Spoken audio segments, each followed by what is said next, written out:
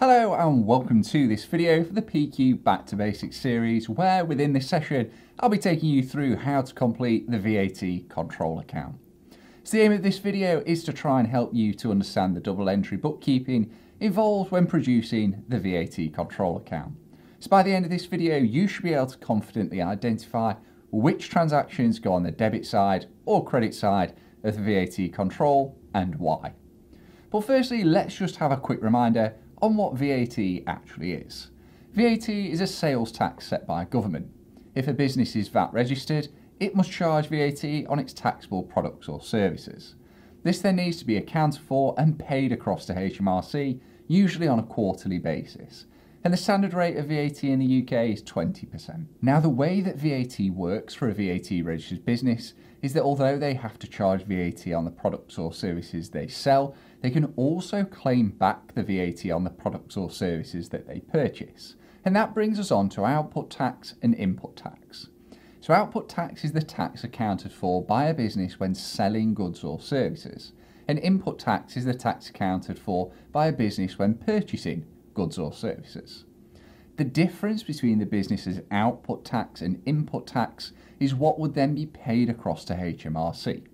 Now, if the input tax is higher than the output, which is a lot less likely because most businesses are going to sell more than they purchase, but it is still possible for a number of different reasons, which we don't need to worry about right now, then the business would claim the difference back from HMRC. Now, with that in mind then, let's have a look at the VAT control account. Now, the VAT control can either be an asset or more commonly a liability. If the business owes HMRC money, then the account is a liability. If the business is owed money from HMRC, it would be an asset. All transactions where we can claim input tax or transactions which would reduce output tax will be entered in on the debit side of the VAT control. Then all transactions where we're increasing output tax or reducing input tax will be recorded on the credit side of the VAT control. The difference between the two sides will then either be paid to HMRC if the credit side of the account is higher, or reclaimed from HMRC if the debit side of the account is higher. So let's have a look at what items we can expect to see on each side of the account, and we'll start out with the VAT on credit purchases. This can be reclaimed from HMRC and therefore goes on the debit side. We then have VAT on credit sales, which is owed to HMRC and therefore goes on the credit side of the account. Next, we have VAT on sales returns. This will reduce the amount of output tax owed on credit sales. Therefore, we need to enter this on the debit side. Equally, the VAT on purchase returns would reduce the amount of input tax that could be claimed and therefore needs to be entered in on the credit side of the account.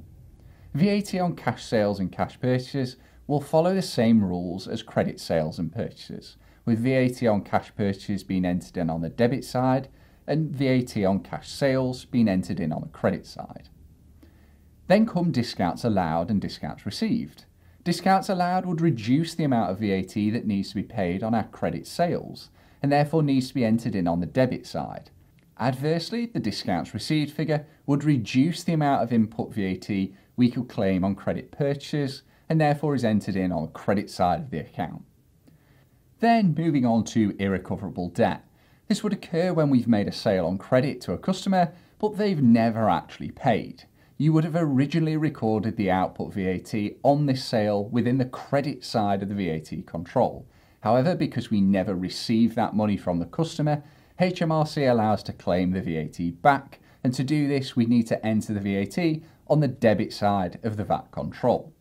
Lastly then, let's talk about the balance to either be paid to HMRC or reclaimed from HMRC. In most cases, the credit side of the VAT control will be higher than the debit side, which means that the business owes HMRC money. To record the payment to HMRC, the business would balance off the account to see how much was owed and record the payment as a debit to the VAT control, reducing the balance to zero, and then credit the business's bank. It is possible, however, that the business has what's known as a VAT reclaim, where the input tax being claimed is higher than the output tax, and HMRC would therefore pay the business money. To record this, we would credit the VAT control account, again reducing the balance to zero, and debit the bank with the money received. Right, now we've covered the typical transactions in the VAT control, let's jump into a case study. You're working in the accounts department of Hive Limited. You've been given the following information. All figures shown below are net and you are to assume a standard rate is charged. Prepare the VAT control account showing the balance carried down.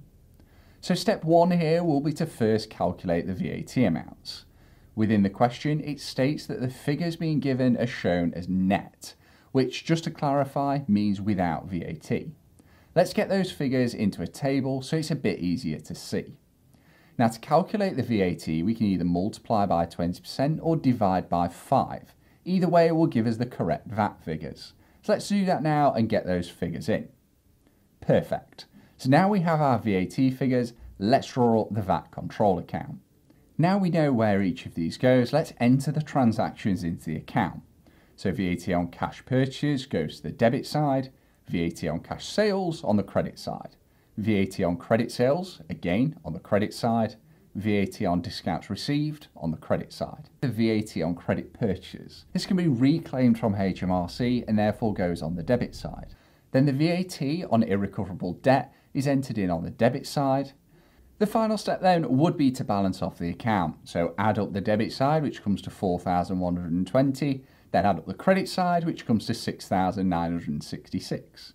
We then calculate the difference between the two and enter this on the lower side of the account to balance it off, which in this case would be 2,846 on the debit side. So we can see here that the credit side is higher than the debit side, and therefore the business would need to pay £2,846 to HMRC. So that wraps up this case study and indeed this video on the VAT control account. I hope you found it useful and remember to check out the other videos in the PQ Back to Basics series.